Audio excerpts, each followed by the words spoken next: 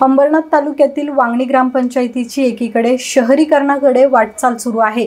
मात्र याच ग्रामपंचायत हद्दीतील वॉर्ड क्रमांक 4 परिसरातील एकवीरनगर मुख्य रस्त्याची अक्षरशः चाळण झाली आहे.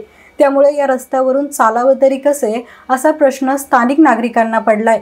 सध्या सुरू असलेल्या पावसाळ्यात या रस्त्यावरून चालण्यासाठी वाहन चालक, विद्यार्थी आणि नागरिकांची अक्षरशः कसरत सुरू आहे. खड्ड्यामध्ये साचलेल्या पावसाच्या पाण्यामुळे दुचाकीस्वारांना खड्ड्याचा अंदाज येत नाही. त्यामुळे दररोज लहान मोठे अपघात घडत आहेत. मुख्य रस्ता असल्याने कामगार, महिला, शाळकरी, विद्यार्थी, वृद्ध अशा सर्वांनाच खड्डेमय रस्त्यावरून दररोज जीव मुठीत घेऊन प्रवास करावा लागतोय. रस्त्याची मोठ्या प्रमाणात दुरवस्था झाल्याने रिक्षा चालक देखील या भागात प्रवासी वाहतुकीस नकार देत आहेत. नाईलाजाने नागरिकांना खड्डेमय रस्त्यावरून प्रवास करावा लागतोय.